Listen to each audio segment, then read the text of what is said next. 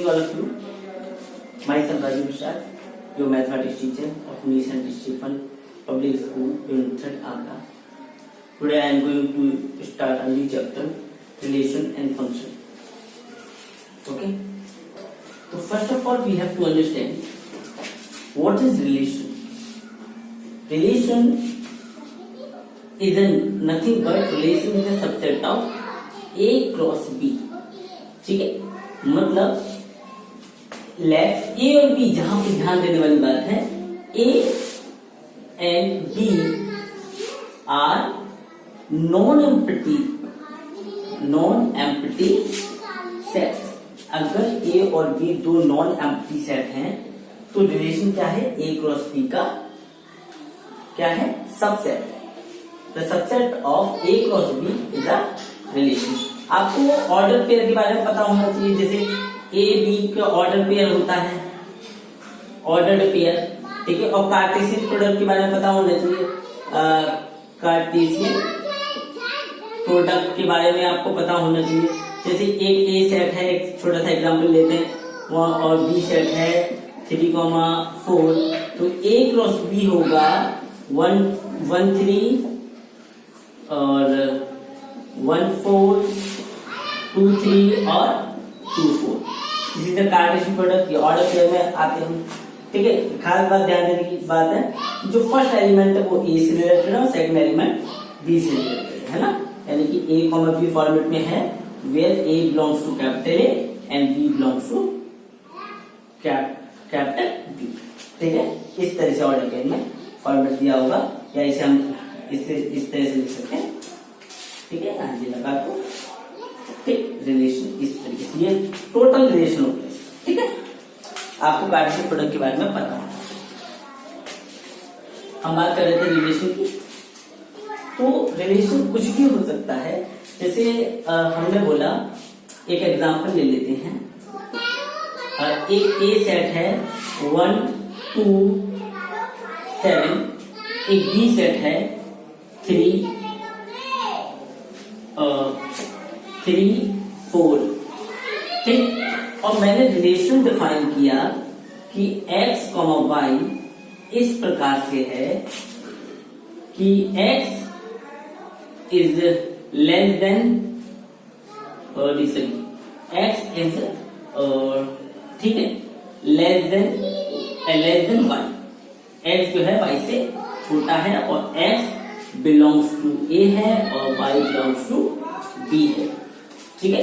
ये हमने set general form में कंडीशन लिखी है, आपको पता होना चाहिए कैसे लिखते हैं। एक्स वाई इस प्रकार से है, ऑर्डर पेयर इस प्रकार से है, X is less than Y और X belongs to A, Y belongs to B.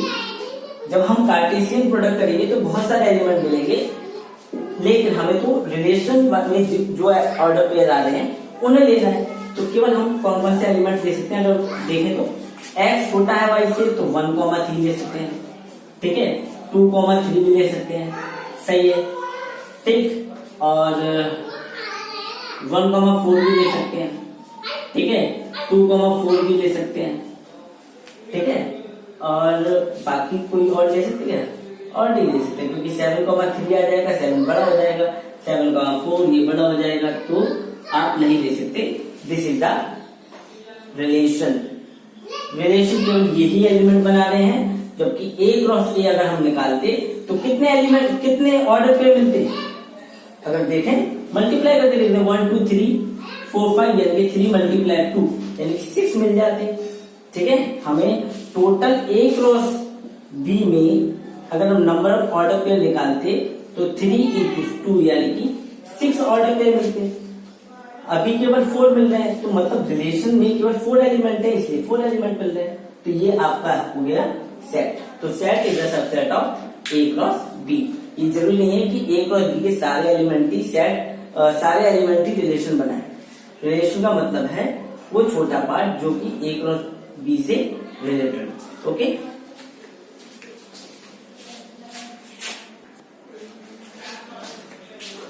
Now types of relation. तो टाइप्स ऑफ रिलेशन में पहला टाइप है वॉइड और नल और empty relation. Okay, void null empty relation. Void is nothing but एक ऐसा relation, तो आपने रिलेशन तो बना दिया लेकिन उसमें कोई एलिमेंट नहीं रख सकते, उसे बोलते हैं वॉइड रिलेशन। इसे हम पाई से नोट करते हैं, मतलब कोई एक सेट है A cross A, non empty set है मान लो, तो हमने क्या किया, ए क्रॉस ए की सेट में चेक किया तो वो फाई कोई एलिमेंट नहीं आ रहा है, तो इसे बोलेंगे आप non empty set. For example जैसे हम एक रिलेशन निकालते हैं, एक स्कूल है गर्ल्स स्कूल, उसमें नंबर ऑफ बॉय, हम ये बोल तो सकते हैं number of boys school, boys students in girls school. तो ये क्या पॉसिबल है, गर्ल्स स्कूल में नंबर ऑफ बॉयज स्टूडेंट हो सकते हैं क्या, नहीं हो सकते, इसलिए मतलब ये एम्प्टी रिलेशन है। एक एग्जांपल और देख लेते हैं, जैसे एक आर है वो इस तरीके से है, X comma Y such that, इस प्रकार से है कि एक्स माइनस वाई जो है उसका मॉडुलस लेस देन 0 आए और एक्स और वाई जो है बिलोंग्स टू करें नेचुरल नंबर पे। इज इट पॉसिबल कि नेचुरल नंबर आप कोई भी लेंगे, इवन देन 0 आंसर आ सकता है लेकिन 0 से छोटा नहीं आ सकता, क्योंकि आई हैव यूज्ड मॉडुलस। ठीक है, मॉडुलस में आप जानते हैं कि जो भी वैल्यू आएगी प्लस हो जाएगी, तो इसका मतलब ये है, तो ऐसे कोई एलिमेंट नहीं होगा। तो ये किस तरह का रिलेशन हो गया,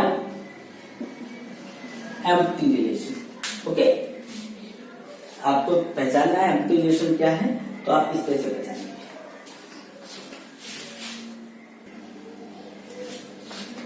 नाउ यूनिवर्सल, सेकंड पार्ट है यूनिवर्सल रिलेशन। तो यूनिवर्सल रिलेशन का मतलब है कोई एक लेट, हमने माना कि A is a non empty set, non empty set, empty set, non empty set है, ब्लैंक नहीं है। तो यूनिवर्सल सेट मतलब ए क्रॉस ए सबसेट होगा या इक्वल होगा ए क्रॉस ए के। ठीक है, इसे आप यूनिवर्सल सेट कहते हैं। फॉर एग्जाम्पल आप समझे कि हमारे पास एक सेट है 1 2 3 4 और मैंने रिलेशन बना दिया x, y सच दैट कि x plus y is greater than 0 where x, y belongs to capital A के ही पार्ट होती है। तो आप कोई भी सारे एलिमेंट ले लो। अब देखो आपने इसमें कौन कौन से एलिमेंट आ सकते हैं, 1, 1 ठीक है, 0 से बड़ा होगा, 1, 2 भी आ सकता है, 1, 3 भी आ सकता है, 1, 4 भी आ सकता है, 1, ऐसे ही 2, 1 आ सकता है, 2, 2 आ सकता है, 2, 3 आ सकता है, 2, 4 आ सकता है और 2, ठीक है, इसी तरह से 3, 1 आ सकता है, 3, 2 आ सकता है, 3, 3 आ सकता है और 3, 4 आ सकता है। ऐसे ही 4, 1 आ सकता है, 4, 2 आ सकता है, 4, 3 आ सकता है, 4, 4 आ सकता है। ठीक है, ये सारे ही जो है वो इनका सम जो है वो ग्रेटर देन 0 होगा।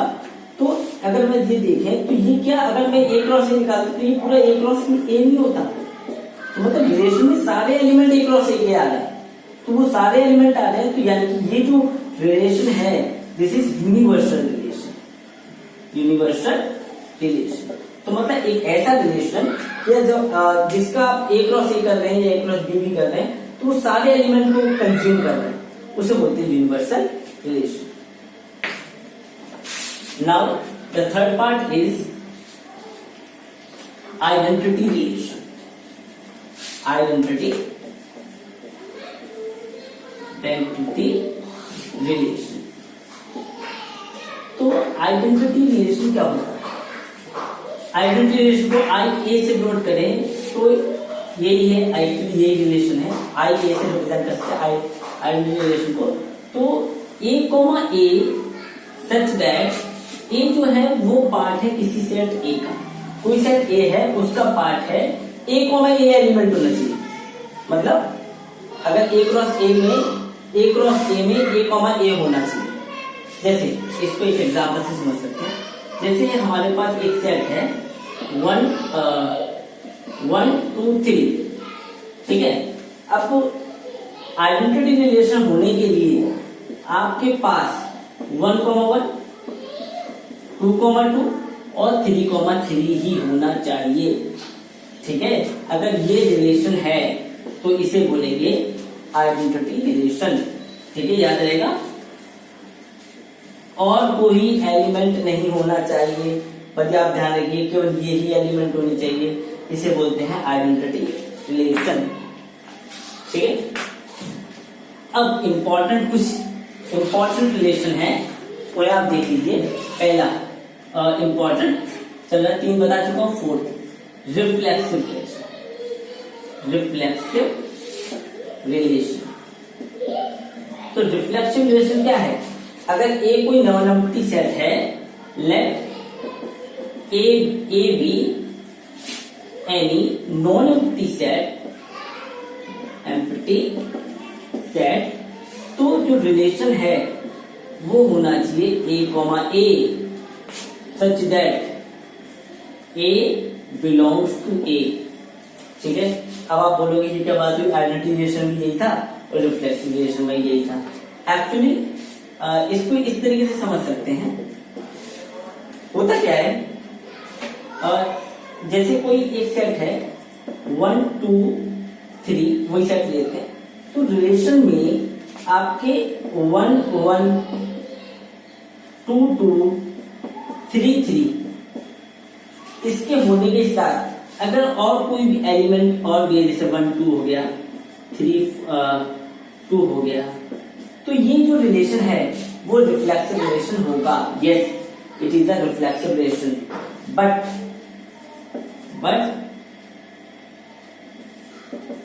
It is not identity relation.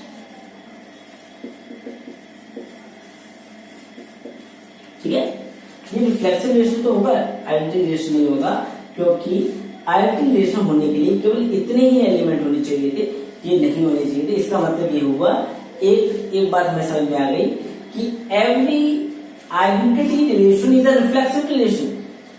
Her identity relation reflexive relation होगा, लेकिन every reflexive relation is not a identity relation. आपको याद रखना है।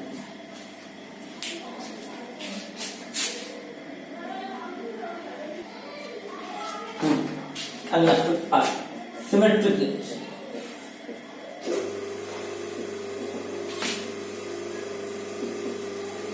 सिमेट्रिक रिलेशन इसे जल्दी से देखते हैं।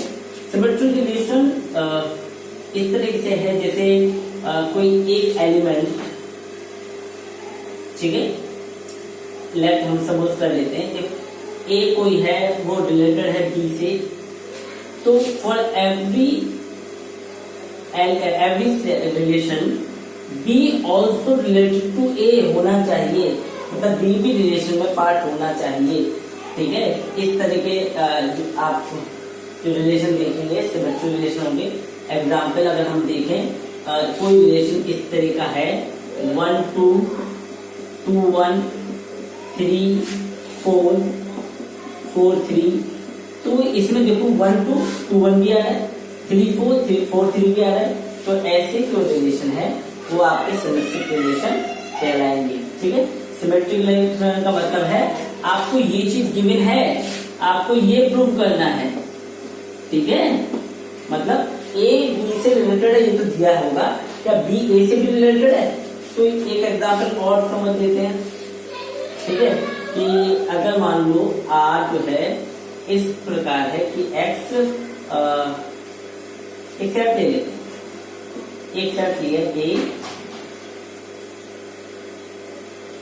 1 2 3, ठीक है, तो हमें ये इसमें और इसके रिलेशन दिए हुए हैं आपको 1 2 3 3 2, ठीक है। तो अब हम देखें कि अगर वो 1, 2 जो है आर में है, लेकिन 2, 1 does not belong to R, so this is not symmetric। ठीक है, एक लास्ट वन देख लेते हैं जल्दी से।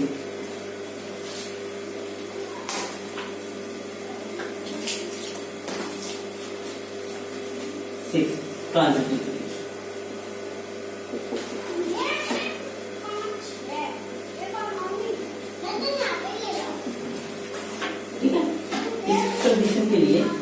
if A related to B and B related to C for every, it implies that A related to C means ये condition आपको गिवन है और ये आपको प्रूव करनी है, ठीक है। If it is possible A related to B, B related to C, then we have to prove that A related to C, ठीक है। तो इस तरह के रिलेशन को हम ट्रांजिटिव रिलेशन बोलेंगे। एक एग्जांपल से और देख लेते हैं इसे। जैसे एक रिलेशन है 1,2, 2,3 और 1,3, ठीक है। 1, 2, 2, 3 दिया है तो 1, 3 भी दिया है, तो yes it is transitive relation, ठीक है। इन सभी रिलेशन को अच्छी तरह से आप देखें और इसके बेस पे एक्सरसाइज है, इसे हम नेक्स्ट वीडियो में